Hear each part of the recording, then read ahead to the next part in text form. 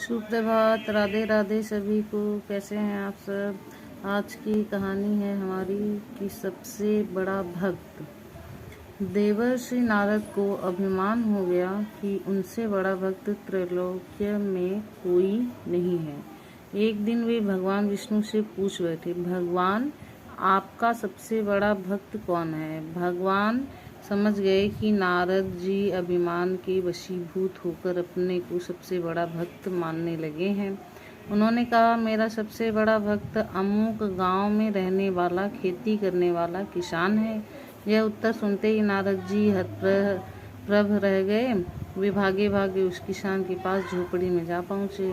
उन्होंने सवेरे से रात तक उस किसान की दिनचर्या को देखा। किसान ने सवेरे उठते ही भगवान का स्मरण किया, नहाने के बाद हल कंधे पर रखा और खेत पर चला गया। खेत में काम करते करते पसीने से तरबतर होकर शाम को घर लौटा तो हाथ पांव धोकर भगवान का स्मरण किया, भोजन किया तथा सो गया।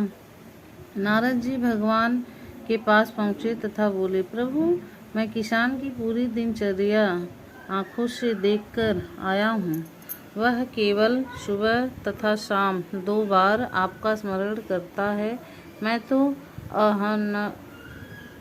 अहर्निश आपके नाम का जप करता रहता हूँ, फिर भी आप उस किसान को मुझसे बड़ा भक्त। भगवान हंसे तथा उन्होंने लबालब भरा हुआ अमृत कलश देते हुए कहा, देवर्षि तुम इस अमृत कलश को लेकर त्रैलोक्य की यात्रा कराओ, किंतु यह ध्यान रखना कि इसकी एक बूंद भी न छलकने पाए। यदि एक बूंद भी नीचे गिर गई तो तुम्हारा मस्तक छिन्न भिन्न हो जाएगा। नारद जी अमृत कलश को लेकर सिर पर धारण कर त्रैलोक्य की परिक्रमा के लिए चले गए।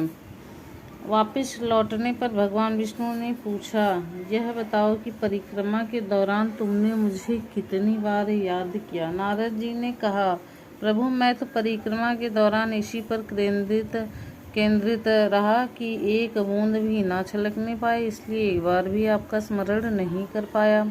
विष्णु भगवान ने कहा, देवर्षि किसान अपने तमाम कार्य करते हुए भी कम से कम 2 बार नियमित रूप से मेरा स्मरण करना नहीं भूलता, तो वह सबसे बड़ा भक्त हुआ कि नहीं। नारद जी का मोह भंग हो गया था।